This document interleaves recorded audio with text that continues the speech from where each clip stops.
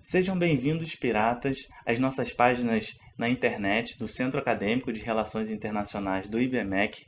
Eu me chamo Jonathan Guerreiro, sou estudante de Relações Internacionais e faço parte da equipe de marketing do Caribe. Para mim é uma felicidade estar em mais um episódio do nosso querido Caribe Entrevista, que o objetivo é a gente receber aqui e conversar um pouquinho com as personalidades, as pessoas do IBMEC, né? As pessoas que fazem de fato, né, a faculdade ser o que ela é, não é? E hoje eu recebo ele, que fez jornalismo na Universidade Federal do Rio de Janeiro e foi na Universidade Federal Fluminense que ele fez mestrado em Relações Internacionais e doutorado em Ciência Política. Então eu recebo com muita felicidade aqui o professor Renato Salgado Mendes, o nosso querido Galeno. Seja bem-vindo, professor. É um grande prazer aqui estar com vocês, o pessoal do Caribe. Adorei o fato de vocês conversarem uns com os outros, chamando uns aos outros de piratas. Gostei muito. É verdade, isso aí é importante pra gente, né? Estamos todos no mesmo barco, né? Sei. Tem até uma frase, né, em inglês que é in the same boat, né? É a mesma coisa, igualzinho, é o mesmo sentido, né? Professor, para mim é uma curiosidade, né? Acho que é para todos, né? O que motivou você a fazer parte, né? Primeiro, a começar a estudar jornalismo, depois ir para as relações internacionais. Antes disso, o que motivou? Você teve alguma coisa que fez você querer ir para esse caminho das relações internacionais e primeiro do jornalismo? Jonathan, foi o princípio Zeca Pagodinho, deixando a vida me levar. Quando no ensino médio, eu estudava numa escola muito pequenininha, em Vila Isabel, na qual meu pai era professor. E como você bem falou, né, meu nome é Renato Salgado Mendes, apesar de eu ser universalmente conhecido como Galeno, o meu pai, a minha escolinha lá em Vila Isabel, era o professor Salgado, o que automaticamente me transformou no Salgadinho. E isso me fez ter duas certezas na vida, que eu nunca mais gostaria de ser chamado pelo sobrenome do meu pai, por causa do... Nenhum problema eu tinha com meu pai, só o diminutivo, e que eu jamais seria professor, porque o meu pai era professor na escola em que eu dava aula, e minha mãe, que já tinha morrido, também fora professora. Então, o meu objetivo de vida no ensino fundamental ainda era tentar fugir dessa área. Eu sei que é estranho, eu sou professor. Fui seu professor em algumas disciplinas já, inclusive. Então, no ensino médio, eu fiz o Cefet, a Escola Técnica Federal aqui do Rio de Janeiro, eletrônica. Meu pai era professor de matemática, eu sempre tive, não apenas facilidade, mas sempre gostei da lógica matemática. Então, eu acreditava que aquela minha facilidade me levaria a ter como objetivo profissional isso. Simultaneamente, também já, ensino técnico, tecnicamente você sai empregado, né? Você já tem uma profissão, uma função a exercer na sociedade. E não gostei, né? Na verdade, eu tive tanto determinadas disciplinas que não caíram no meu gosto e algumas circunstâncias também. O Brasil naquela época, a gente está falando ainda da virada da década de 1980 para a década de 1990, a ditadura militar entregou o Brasil economicamente combalido. Então era um período de uma prosperidade muito precária no Brasil, poucos empregos. E calhou no meu período no Cefet, os únicos empregos que foram abertos foram na indústria tabagista. Eu tenho problemas éticos relacionados à indústria tabagística, então eu não, como diferentemente de colegas meus entraram no mercado de trabalho, eu me recusei a entrar nas provas nas quais eu tinha passado, inclusive. Poderia ter trabalhado em empresa tabagística, mas decidi pessoalmente não fazer isso. E aí terminou o curso, né? E eu queria fazer algo nessas circunstâncias. Já com a doença do meu pai, eu tenho uma irmã mais nova, eu imaginei que eu tinha que ter algum tipo de emprego ou alguma área universitária em que eu conquistasse empregos mais facilmente. E tive a ilusão que no campo do jornalismo eu conseguiria. Um campo muito diferente, portanto, do anterior. Sim. E essa foi a principal métrica que eu levei em consideração para a seleção da área que eu estudaria. Também, coincidentemente, mas em boa medida devido aos gostos particulares meus, eu sempre gostei muito do ambiente internacional devido à própria complexidade dele. Eu gosto, eu me interesso, eu tenho um grande interesse de campos muito diferentes. E nada melhor que as relações internacionais para isso. O meu primeiro estágio no jornalismo foi no Centro de Informações das Nações Unidas, da ONU, que fica aqui no Rio de Janeiro. Só tem 2 centros de informações da ONU no continente americano. Um em Nova York e outro aqui no Rio de Janeiro. Fica aqui no centro da cidade, inclusive, no Palácio Itamaraty. Tem aquele espelho d'água com os cisnes brancos e os cisnes negros. Muito bonito. Rio Branco tinha essa linha. E lá foi o Ministério de Relações Exteriores, quando o Rio de Janeiro era a capital do Brasil. E aí o que eu já gostava se tornou, nesse momento, a minha função. Eu trabalhei lá durante um tempo que já me levou a ter uma apreciação maior. Mas, e é muito frequente você, Jonathan, seus colegas que estão nos vendo agora, você não escolhe os seus primeiros empregos. Né? Você trabalha, você precisa, né? A vida adulta exige isso de nós. Então, quando eu fui trabalhar no meu primeiro jornal, era um jornal pequeno, que existe até hoje em dia, mas estava crescendo naquela época, um jornal chamado O Dia. E no Dia, que é um jornal popular, que é tecnicamente muito mais difícil de fazer, é uma população que merece ser bem informada, mas cujos conhecimentos, não apenas gerais, mas até mesmo do domínio da língua portuguesa, são infelizmente menores do que deveriam ser. Então é tecnicamente mais difícil você informar bem usando palavras mais simples e textos mais curtos. E foi minha primeira experiência no trabalho. E não havia cobertura internacional. Naquele momento também, como era muito frequente entre as pessoas da minha idade, aquela oportunidade, a gente está falando de 1994, 1995, eu queria jornalismo cultural. Eu queria falar sobre sinfonia, sobre balé, sobre música instrumental. O que, claro, também não havia no Dia. Então, eu não me adaptei ao que seria o setor cultural do Dia. Você sabe que eu entendo muito pouco de músicas, ou estilos musicais, ou eu não tenho dificuldade de chamar de artísticos, mais recentes, né? Não tenho um grande gosto. Uma certa resistência. Uma certa resistência, digamos assim. Então eu acabei rodando e eu parei. Quando você é estagiário num jornal, você acaba quicando em várias sessões diferentes. E eu bati numa sessão que eu gostava muito enquanto indivíduo, mas que eu nunca tinha imaginado trabalhando profissionalmente, que era esportes. E eu acabei ficando e fiquei mesmo, né? Grande parte das minhas viagens internacionais, inclusive, foi no período que era jornalista esportivo. Quase o mesmo número de viagens internacionais que eu fiz como jornalista internacional. Sim. Já vou chegar lá, gente. Mas foi no jornalismo esportivo, viagens para cobrir atividades esportivas. Eu também tinha uma coisa diferente dos demais. Eu não gosto de futebol, eu acho um esporte chato. Eu sei que muitos de vocês, nesse momento, devem estar parando de assistir essa entrevista agora. Mas eu acho um jogo chato. Tem tantas formas diferentes de o corpo humano ser utilizado para atividade esportiva que não são utilizadas no futebol. Então quase ninguém não gostava tanto. Claro que eu cobri futebol também nessa época, mas quase ninguém queria cobrir o que eu cobria. Eu ficava animado quando eu tinha que cobrir um torneio de badminton. Caramba, de beisebol. Mais espaço também nesse. Exatamente, era um espaço não ocupado.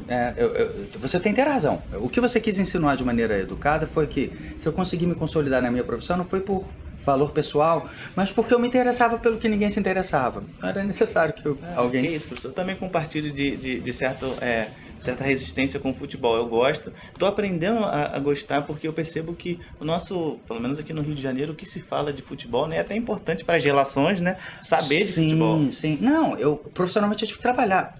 Durante 2 ou 3 Copas do Mundo, tanto no Dia, depois quando eu fui pro clube, já vou falar sobre isso, eu era o responsável por fazer as seleções da rodada. Eu tinha que ver todos os jogos. É um hábito que eu cultuo até hoje em dia. Apesar de eu gostar muito mais de outros esportes, Copa do Mundo eu paro para ver todos os jogos. Não os jogos da seleção brasileira, todos.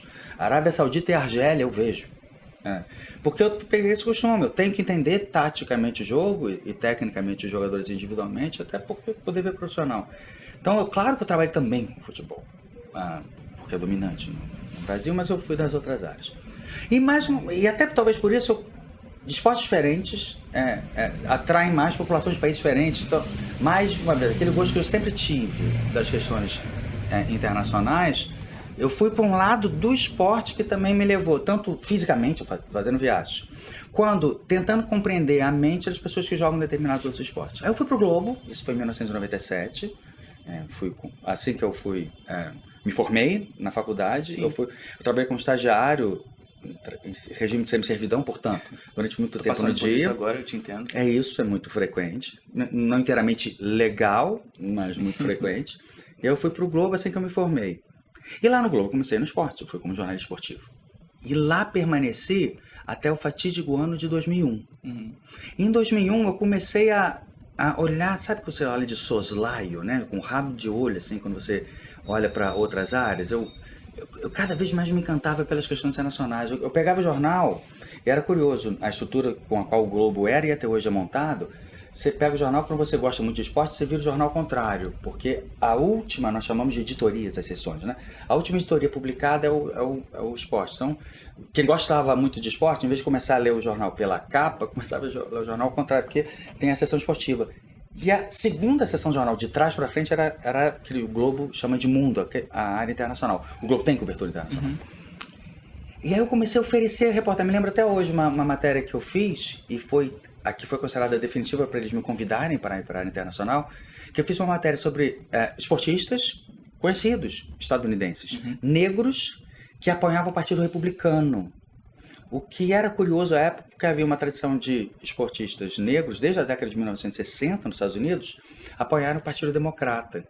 Era um momento que algumas das principais figuras do mundo do esporte estadunidense, das pessoas negras, começou a apoiar e oferecer essa matéria para o pessoal da Internacional, que é uma matéria política no esporte. Aí eles foram gostando de mim e aí alguém teve a ideia translocada de me convidar para a área internacional. E eu fui, em 2001. Fiz algumas matérias, iniciante que era ainda, era um jovem, já fui jovem, faz tempo, mas já fui jovem. Até que o mundo mudou. A área internacional, no meio do jornalismo à época, era uma espécie de patinho feio. Ninguém queria trabalhar lá. Era gente que estava meio encostada, porque o trabalho era muito maçante. Como quase ninguém tinha grande interesse por isso, a área internacional, isso enquanto sociedade, não enquanto leitor de jornal, dedicava-se uma importância muito pequena para questões internacionais. As relações internacionais do Brasil quase nunca são, e certamente não eram à época, motivo de debate político em eleições. Pouquíssimos eram os parlamentares no Congresso que tinham alguma habilidade para compreender as questões internacionais, raros mesmo. Portanto, no jornalismo, até por causa da falta de interesse do público, ficavam pessoas que já estavam no final da carreira ou que ficavam só lendo agências internacionais e fazendo... E eu vim novo, cheio de vontade de fazer alguma coisa, então eu comecei a propor matérias de países diferentes, a entrevistar pessoas que nunca tinham sido entrevistadas. Então comecei a pessoa sabia que existia, mas na minha área. E aí o mundo acabou. O mundo tal qual nós o conhecíamos, o 11 de setembro de 2001. Em que do dia para a noite, aquela área sobre a qual ninguém demonstrava nenhum tipo de apreço especial, se tornou a área mais importante, porque o mundo mudava naquele momento. As pessoas que estavam vivas em 2001, aquela coisa, né? Os olhos pararam ali. Lembrem, todo mundo lembra onde estava quando recebeu a primeira informação, viu pela TV pela primeira vez a tragédia que acontecia na cidade de Nova York, também mostra, mas a imagem das Torres Gêmeas foi muito relevante, né? Foi muito impactante. Sim. E aí, do dia para a noite, o que era uma área que ninguém conhecia, passou a ser a mais importante área do jornal. As pessoas das outras seções do jornal, que não sabiam exatamente o nome das pessoas que trabalham no jornal, me chamavam pelo nome, me chamavam para conversar. Eu era chamado um jovem de 20 e pouquinhos anos, era chamado para participar das reuniões que tomava as decisões no jornal, porque eu fui a primeira pessoa no jornal, porque eu já tinha interesse em falar, esse tipo de ataque só pode ser feito pela Al-Qaeda. Quando ninguém sabia que era Al-Qaeda ainda, porque houve um debate nas primeiras horas, quem foi que fez isso, né? E não era grande conhecimento, era só você acompanhar, mas ninguém acompanhava essa área. Então foi nesse momento em que apresentou-se um certo destaque para a área internacional no jornalismo brasileiro, em termos gerais, especificamente no jornal que eu trabalhava, que era o Globo, e aí maior investimento, maiores salários, equipe maior e viagens. O Brasil meio que se abriu. Paralelamente também à transição de governos que houve no Brasil, né, do Fernando Henrique Cardoso para o presidente Lula, ambos concedendo importância significativa para a área internacional. Então houve uma mudança significativa no trabalho de jornalismo internacional, com viagens. E aí, quanto mais complexo ficava o mundo, quanto mais interesse era desenvolvido, até pelo público leitor, para a questão internacional, eu senti uma falha em mim, uma lacuna, um conhecimento mais aprofundado acadêmico. Sim. Eu conversava com as pessoas mais relevantes daquele tempo em questões internacionais. Mas eu sentia que lá no fundo o meu conhecimento era precário. Foi só aí, depois de muito tempo, eu não emendei, como eu recomendo frequentemente vocês, alunos, a fazer, que se você tiver condições familiares, condições financeiras, sai da graduação, vai para o mestrado logo. É mais fácil fazer isso do que depois, no meio da sua vida, você já inserido no mercado profissional, você buscar voltar para a academia. Foi o que eu fiz. Entrei em acordo com as pessoas do jornal e fiz o meu mestrado em Relações Internacionais. Depois que eu terminei o mestrado, aconteceu uma coisa muito curiosa, né? Um amigo meu dava aula aqui, no IBMEC. O único IBMEC da época que só tinha que a gente está aqui no IBMEC Centro, né? Não no campus da Barra.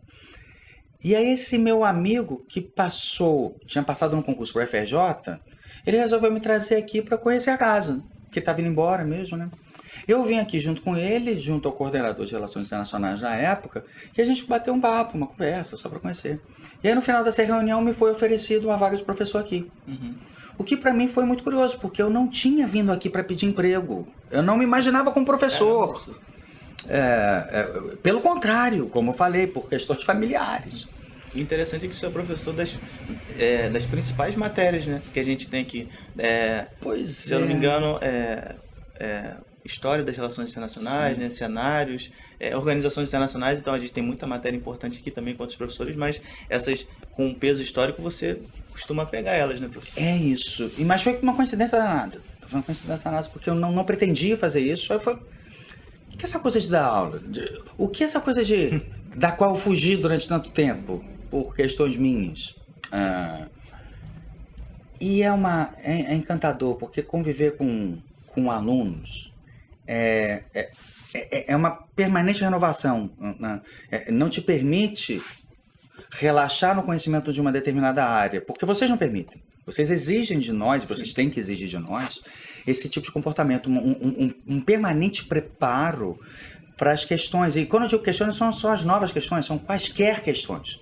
Um professor não pode estar preparado apenas para responder questões diretamente relacionadas com o conteúdo específico que está sendo naquele momento. A função principal do professor, na minha, é atiçar a sua curiosidade a ponto de você perguntar coisas que as associações mentais que você faça em relação àquilo que está discutido. Ou seja, isso é um permanente convite para nós que estamos, eu costumo falar, né, do outro lado do balcão, você, aluno, e eu, professor, você sentadinho na sala, eu em pé, né?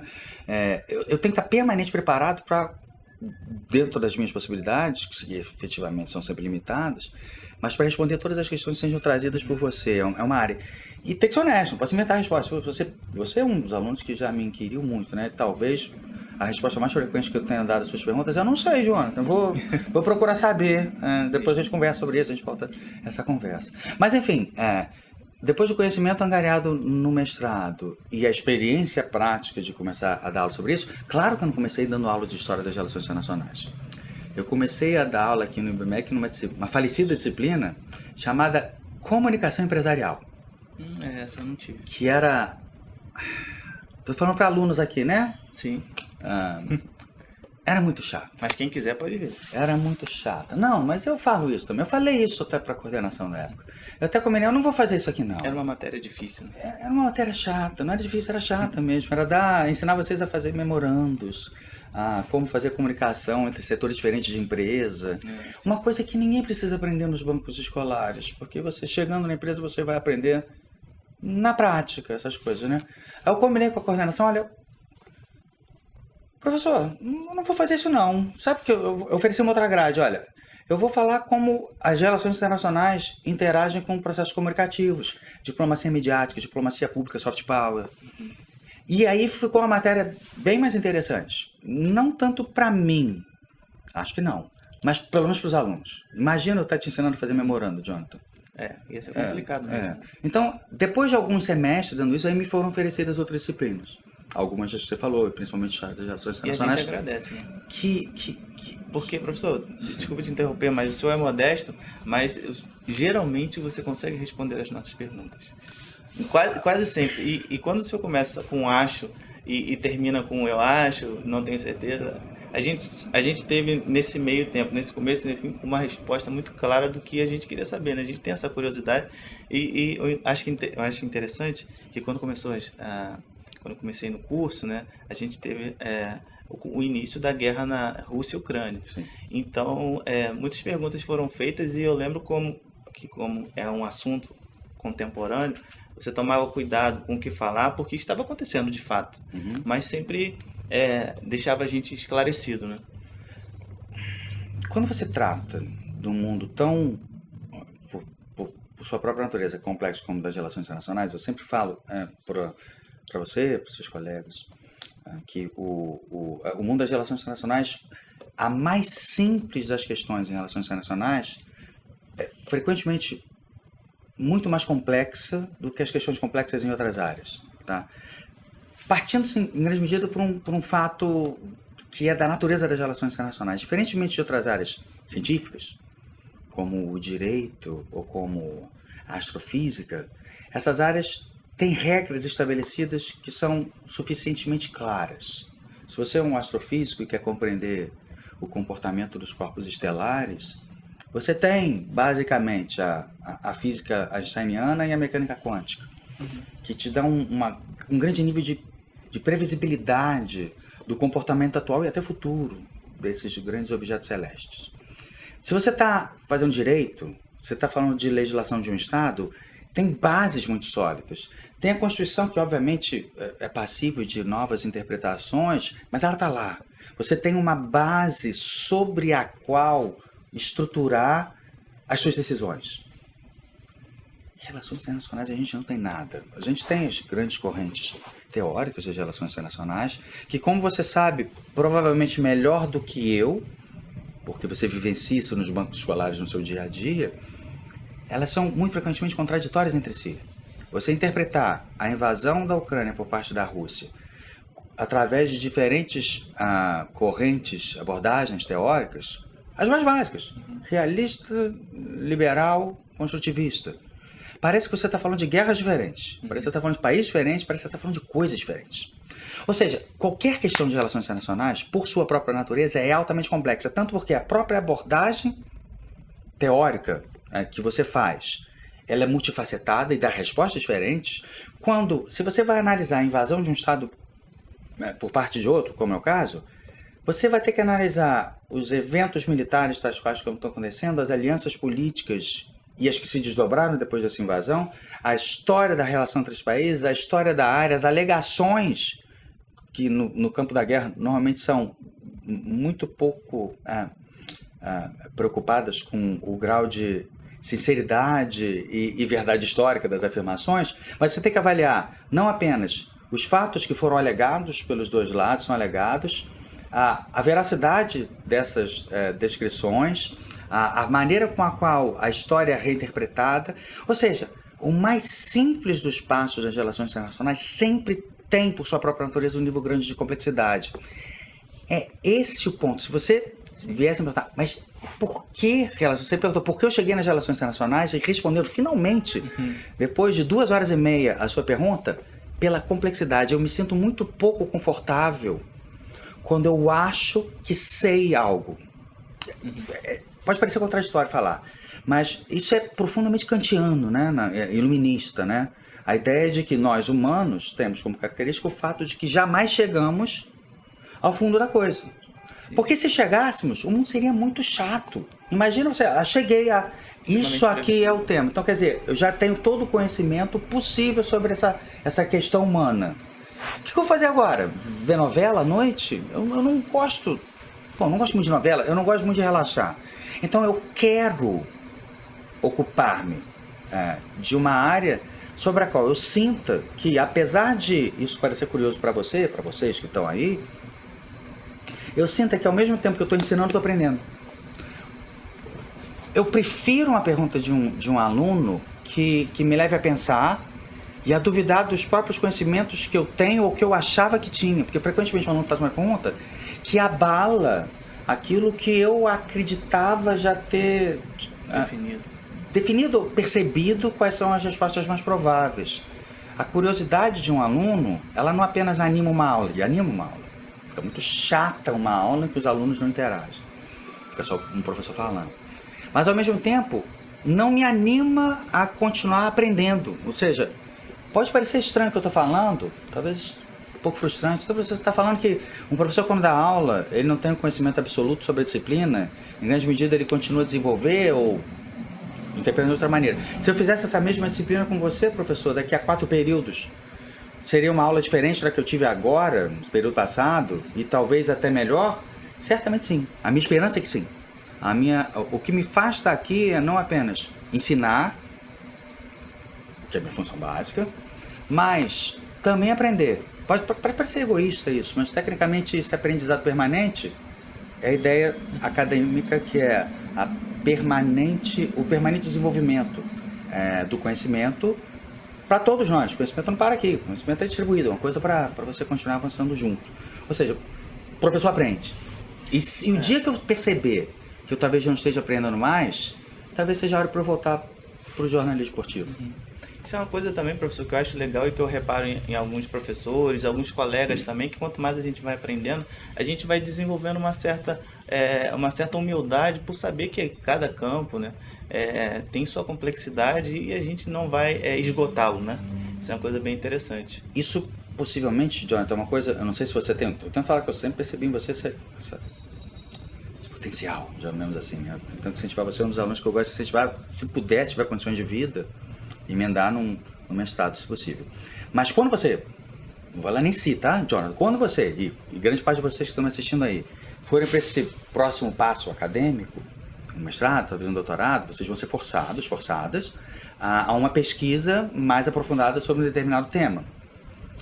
E você pode imaginar, quando uma pessoa se aprofunda num tema, no meu caso, eu fiz aposta em nacionalismo no mestrado, em termos mais gerais, em filosofia política, o patriotismo no doutorado e a sua relação com o processo de legitimidade democrática, você pode imaginar que quanto mais você se aprofunda num determinado tema e mais conhece esse tema, menos você tem a aprender sobre esse tema.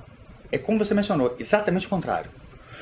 Quanto mais você se aprofunda em algo, mais você percebe não apenas o que você não conhecia sobre aquilo antes, e quão mais naquele tema você ainda não conhece. Ou seja, aprofundar-se no tema não significa diminuir a quantidade de conhecimento disponível, mas dá mais sede. Tá? Você tem mais vontade de conhecer aquilo que agora você tem ainda mais clareza que você não sabe. Então, para mim, o processo de aprendizado é um processo sem fim, que quando vocês terminarem aqui o IBMEC, não acabou, porque sempre tem mais coisas a ser descobertas. E eu gostei da palavra que você utilizou, essa humildade que tem que ser desenvolvida em nós. Quanto mais você conhece, e com isso, mais você percebendo o quanto você não conhece, porque você descobre coisas que você não tinha a menor ideia que existia, e aí você percebe as lacunas crescentes do seu conhecimento, quanto mais você se aprofunda sobre algo, isso te dá mais humildade. Ou seja, quando eu respondo uma pergunta de maneira prudente, olha, isso aqui é o conhecimento que eu tenho, tá? Eu vou dar uma resposta parcial.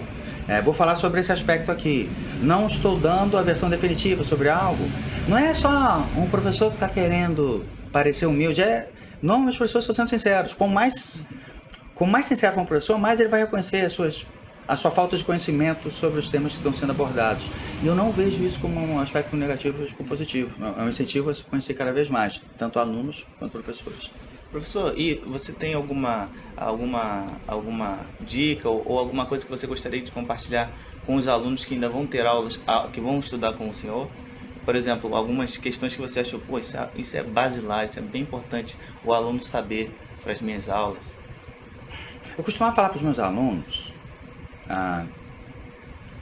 primeiro faço uma brincadeira, né? Olha, de relações internacionais. Eu dou aulas para curso de economia também, mas a gente está falando aqui mais profundamente sobre curso de relações internacionais.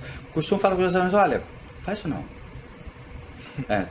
Pede transferência, vai fazer engenharia, vai fazer administração de empresas, fazer economia, direito.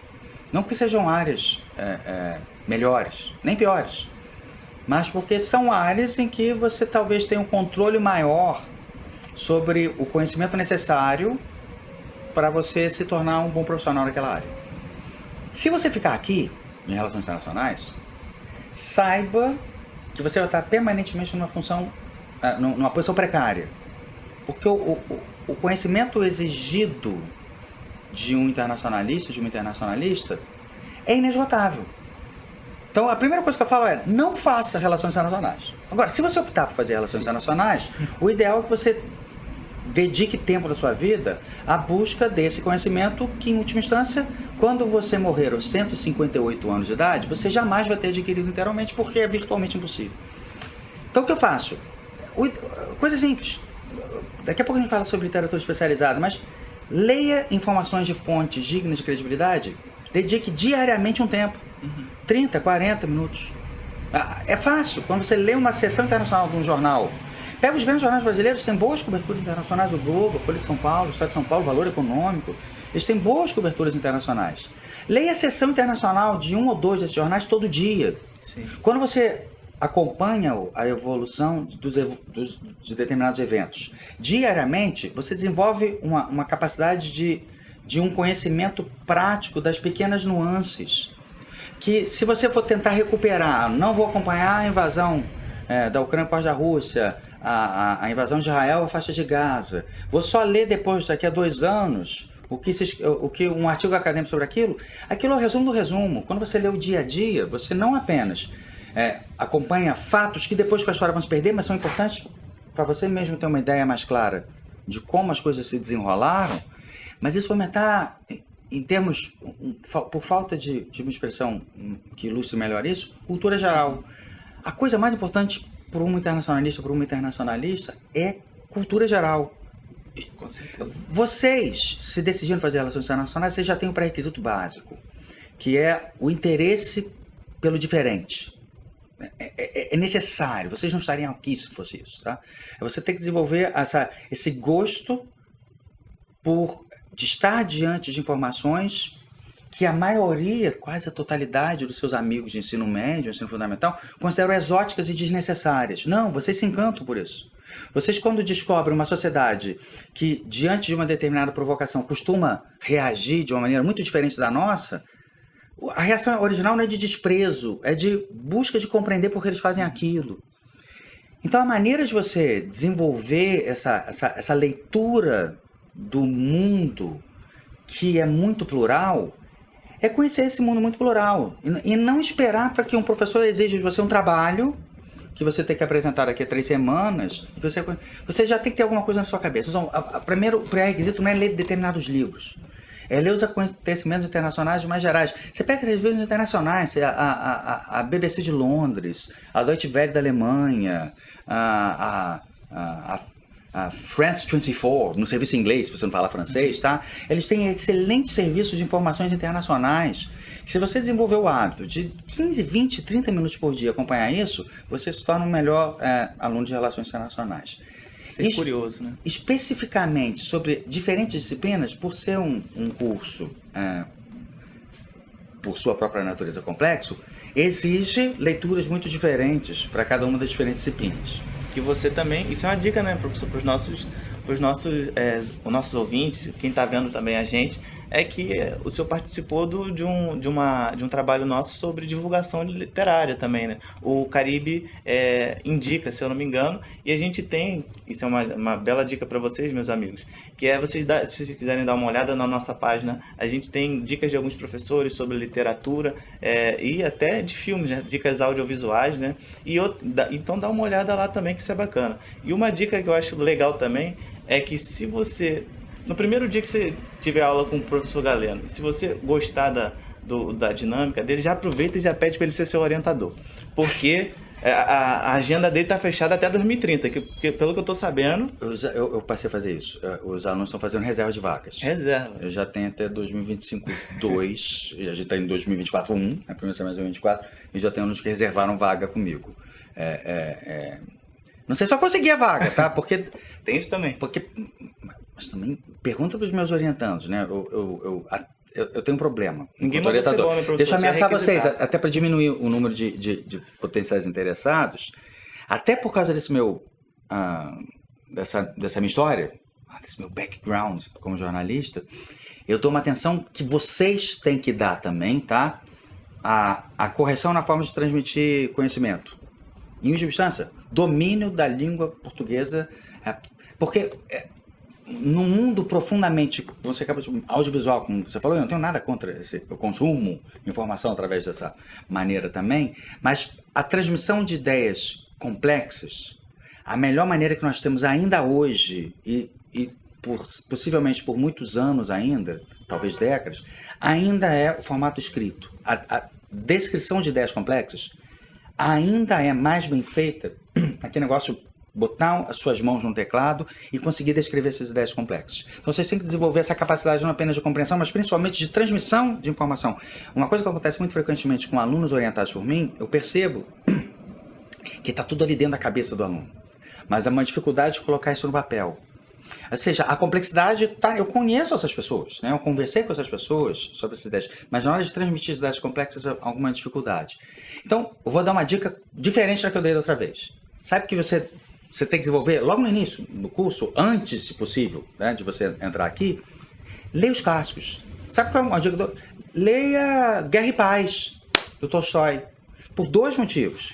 É a melhor descrição que a gente tem, até histórica, sobre a invasão napoleônica da Rússia em 1812, quanto é um dos textos mais bem escritos. Você, não por questões técnicas, não estou falando para você fazer aula de gramática, você vê um texto bem escrito, você se acostuma a ter uma maior facilidade de descrever ideias complexas através do uso da língua.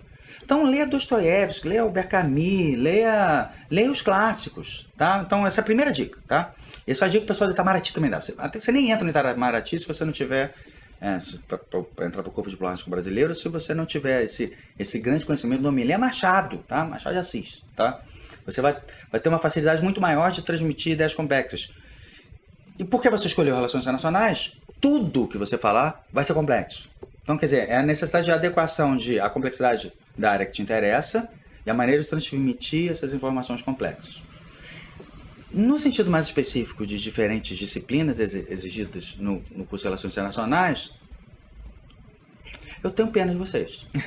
Porque as disciplinas às quais vocês são submetidos, são plurais demais. Vocês têm disciplinas de caráter histórico, vocês têm disciplinas de caráter legal, várias disciplinas relacionadas ao direito, vocês têm disciplinas de caráter teórico, vocês têm disciplinas as mais variadas possíveis. Eu sempre falo com os meus alunos de caráter matemático, econômico. Eu sempre falo com os meus alunos, é impossível um aluno, uma aluna de relações internacionais que goste na mesma medida, com a mesma intensidade, de todas as disciplinas do curso de relações internacionais. Porque a disciplina de relações internacionais, inerentemente, vai ter áreas muito diferentes do conhecimento humano. Então é impossível você por ser aluna de relações internacionais, você já tem uma mente mais aberta para diferentes formas de conhecimento humano.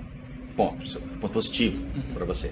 Mas você não vai gostar da mesma intensidade. Você vai gostar mais, sei lá, de estatística e microeconomia, e um pouquinho menos de teoria dos jogos, ou vice-versa. E dessas duas você vai gostar ainda mais de direito internacional público, ou história das relações internacionais, ou o que eu considerei no início uma imprudência por parte da coordenação, que eles decidiram me colocar também como professor já há muitos anos de cenários em relações internacionais. Eu costumo brincar com os meus alunos assim que, olha, se você quiser perguntar para mim coisas que já aconteceram sobre relações internacionais, é comigo mesmo. Coisas que vão acontecer nas relações internacionais, cenários, comigo mesmo. Mas não me pergunta o que está acontecendo agora. Do presente eu não sei nada. Mas voltando à área, ou seja, pelo fato de vocês, alunos e alunas, terem um cardápio muito diferente, as coisas são muito diferentes entre si, eu não consigo dar dicas de literatura específica para todas as áreas. Porque elas são muito diferentes entre si, a gente ficaria falando aqui durante muito tempo. Eu posso dar dicas para áreas específicas. Mas a principal dica é acompanhar os eventos internacionais. Você já gosta disso? Você que quer entrar em relações internacionais, você que está começando em relações internacionais, você já gosta. Não vai ser um esforço. Pô, o Galeno falou que eu tenho que ler 15 minutos de BBC de Londres por dia. Falei. E quando você fizer isso, Jonathan, no início vai parecer, você vai sentar diante do computador, vai pegar seu celular e vai começar a ler. Tá? Ele falou, vou fazer. Entra na parte internacional da cobertura. Você imediatamente vai ver notícias, eles costumam fazer isso, de Bangladesh. Você fala, opa, sabe que eu não sei nada de Bangladesh? talvez tenha tido aquela aula do Galeno que falou que o Bangladesh, sei lá, teve a independência do Paquistão Oriental em 1971, né? Mas eu não sei o que o Bangladesh está fazendo hoje em dia. Você vai descobrir coisas que vai te interessar muito, porque você faz RI. Você já tem isso inerente a você, que é esse encanto pelo desconhecido. Aí você vai esbarrar numa matéria sobre um conflito étnico entre diferentes grupos humanos que você nem sabia que existiam. E se talvez colegas de vocês no passado achassem isso chato, você vai achar isso encantador. Ou seja, a principal dica é mergulha nas relações internacionais. Aproveita que você está aqui. Para você vai ser... Eu não estou exagerando. No início vai parecer alguma coisa mecânica, obrigatória. Cronômetro. 15 minutos. Galeno falou que vai fazer. 15 minutos. Você vai estar 1h30 fazendo, gostando do que você está fazendo. Porque vamos aproveitar aquilo que vocês têm. E o que mais vocês têm é essa curiosidade insaciável. Porque se você não tivesse, você não estaria aqui. Você estaria fazendo outro curso universitário em primeiro lugar. Tá? Então, a dica mais geral, específicas, eu até já dei para você algumas quando você me pediu, né? Mas em termos mais gerais, mergulha naquilo que você gosta, que é descobrir, por definição, aquilo que ainda está escondido, né? A ideia de descoberta, né? De você... Nossa, não sabia que isso aqui estava acontecendo na Mongólia. Qual vai ser a utilidade prática no seu próximo emprego de você saber as disputas históricas entre os mais ao norte, os russos, determinados pelos soviéticos, e os mais ao sul, os chineses, sobre a região da Mongólia? Sabe qual a possível utilidade prática disso? Nenhuma. Mas isso vai desenvolver uma maneira de você interpretar questões internacionais que podem ser úteis mesmo quando você não estiver falando de Mongólia. E quem disse que a atividade acadêmica, aproveitem. Talvez seja a última vez na vida de vocês, aqui no ambiente universitário, que vocês vão ter liberdade para aprofundar o conhecimento naquilo que vocês gostam. E quando vocês estiverem trabalhando, vocês vão ter que estar realizando o trabalho que eu tenho que entregar daqui a 3 dias. Sim. Aproveitem, não considerem um peso que na verdade vocês vão sentir saudade depois, que é a liberdade de estudar aquilo que vocês querem estudar. Obrigado, professor, pelas recomendações. E para fechar, a gente sempre gosta de perguntar, né? Estamos numa faculdade de negócio, né? Da visão particular que o senhor tem sobre o que é ser profissional. O que é ser profissional para você? É você ser... A palavra que eu vou utilizar parece estranha, e por isso espere um pouquinho, tá? Ser útil. O que eu quero dizer com isso? Quando você entra no mercado de trabalho, qualquer área que seja numa empresa privada, seja numa organização não governamental do terceiro setor, seja num concurso público que você faça para alguma instituição governamental, seja em pesquisa acadêmica, em todas essas áreas, o que vai ser esperado de você, do profissional, da profissional que acabou de entrar naquela função, é que ela consiga, essa pessoa, entregar a expressão de hoje em dia, né? Entregar aquilo que é solicitado, em termos menos pernósticos, né? Eu contratei você. Ou mesmo não tem dinheiro envolvido, se você estiver na Médicos Sem Fronteira, numa missão no Sudão do Sul, você não está ganhando dinheiro, trabalho voluntário. Mas você vai ter que estar fazendo alguma coisa lá. Ou seja se você trabalhar no mercado financeiro e tentando... ex-alunas mesmo, eu perguntar, olha, essa minha aluna entrado recentemente numa operadora de mercado, de RI, a formação dela, entra no operador de mercado e de repente o chefe dela, que nem sabia o nome dela ainda, ela só acabou de entrar na empresa, o RI, vem cá. Ela foi lá, ela falou, aconteceu isso aqui, eu quero saber se eu coloco mais dinheiro lá, se eu tiro meu dinheiro de lá, ou se eu mantenho as minhas... O que tinha acontecido, acho que você vai imediatamente reconhecer como altamente complexo, né? Tinha acontecido um terremoto, que gerou um tsunami, que gerou um vazamento nuclear. Estou falando de Fukushima, no Japão. Uhum. Isso para uma jovem de 22, 23 anos que estava no seu primeiro emprego. Um desafio. Mas naquele momento, profissional que ela tinha que dar uma resposta. E ela pegou o conhecimento angariado aqui, em conversas. Eu sei disso porque, coincidentemente, eu encontrei ela depois.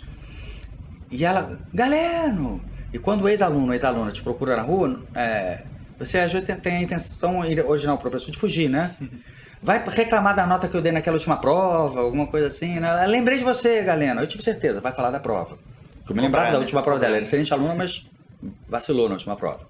Foi boa a nota dela, podia ter sido muito melhor. Ela veio me contar esse caso, ela disse que tinha lembrado conversas que nós tínhamos tido 2, 3 anos antes para encontrar mais facilmente as respostas que eram necessários. Ou seja, saiba que no mundo profissional vai ser exigido de você aí, tá? Que está no mundo profissional, determinados conhecimentos que se espera você tenha. Ou seja, se eu contratei você, eu espero que você ocupe esse nicho aqui que eu preciso nessa minha operação. Como eu falei, a operação pode ser um operador de mercado financeiro, tiro meu dinheiro, deixo meu dinheiro lá. Pode ser como melhor atender essas pessoas desesperadas aqui no Sudão do Sul. Ou pode ser como fazer essa pesquisa sobre o Vietnã aqui no IPEA. Tá? O que se espera é que você tenha o conhecimento necessário para exercer aquela função. Ou seja, quando você se compromete profissionalmente a algo, você tem que fazer duas coisas. Primeiro, tentar fazer com que naquela função os seus conhecimentos prévios, angarados aqui nos bancos escolares, sejam os mais úteis possíveis, tá? Utilize aquilo que você tem de eu não gosto de usar essas palavras, mas de diferencial, tá? Outras pessoas com outras formações não conseguem fazer o que você internacionalista faz. O quê?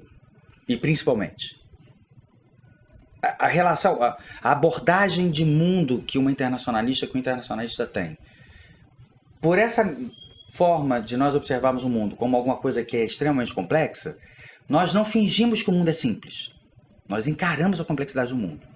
E ao encarar a complexidade do mundo, nós sabemos fazer melhor do que pessoas com outras formações, mais específicas, legais, matemáticas, administrativas. Essas pessoas sabem fazer essas funções. Um economista sabe mais de economia do que você, Jonathan, internacionalista que é, tá? Uma pessoa formada em direito sabe mais de direito do que você, e assim sucessivamente. Mas essas pessoas de formações mais específicas, elas não têm a visão da complexidade do todo. Elas não conseguem tão facilmente. Claro que elas conseguem. Todo ser humano é Kant, né? Somos iguais nas nossas limitações cognitivas, tá?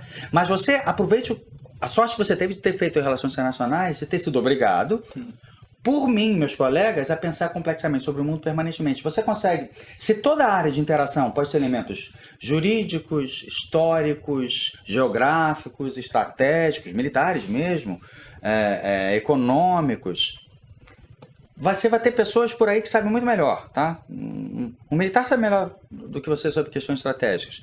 Um advogado, um jurista sabe melhor que você. Uma geógrafa sabe mais do que você do que geografia. Mas você sabe dar um todo complexo, organizado, coerente, com maior facilidade que essas pessoas, não porque você seja melhor do que elas, porque nenhuma pessoa é melhor do que ninguém, mas pelo seu preparo. Então, ser profissional, e isso o mercado está aprendendo, internacionalista agora está sendo uma função muito, muito desejada pelas empresas, não apenas empresas de porte grande, até empresas de porte médio agora já perceberam a importância do internacionalista, e não necessariamente empresas que têm operações internacionais. Empresas mesmo nacionais já percebem a importância de ter entre os seus quadros um internacionalista, porque precisa de pessoas que têm uma facilidade maior por treinamento e gosto pessoal pela complexidade do mundo. Ou seja, ser profissional, ser um internacionalista que cai no mundo profissional é aproveitar essa principal qualidade que vocês têm. Que não é necessariamente você sabe melhor do que os outros como é que se deu o processo de unificação da Alemanha em 1871.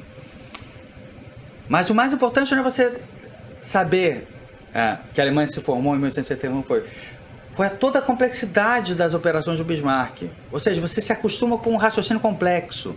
E quando você esbarra uma questão completamente não diretamente relacionada à formação da Alemanha, ou mesmo a qualquer questão alemã, você está mais confortável quando os outros estão desesperados. Nossa, o nível de complexidade disso aqui é tão grande que não é para mim. O internacionalista falou, é para mim. Não é que seja fácil, mas porque é difícil. E é mais, em última instância, eu vou usar uma palavra muito pouco acadêmica. É mais divertido quando é difícil, porque é muito chato quando você trabalha todo dia fazendo atividades burocráticas repetidas. Um internacionalista tem essa grande tendência de exercer funções menos chatas no mercado de trabalho. Professor, muito obrigado pelas palavras. A gente fica muito feliz de te ouvir, eu fico muito feliz, agradeço demais. E espero que vocês também tenham gostado. Piratas, curtam, compartilhem. Esse trabalho a gente faz para vocês, então muito obrigado, a gente se vê na próxima. Oi. Professor, que maravilha, hein? Obrigado mesmo, hein? Eu gosto de conversar assim, aberto, sabe? E quando você tá na disciplina, a gente vive conversando, você sabe, né? Eu tenho uma tendência até a permitir digressões mais Digressões? longas, né? Quando a gente tá conversando uma coisa, Jonathan, então tinha essa mania, tá? Não sei se você tem. A gente tá conversando sobre uma coisa.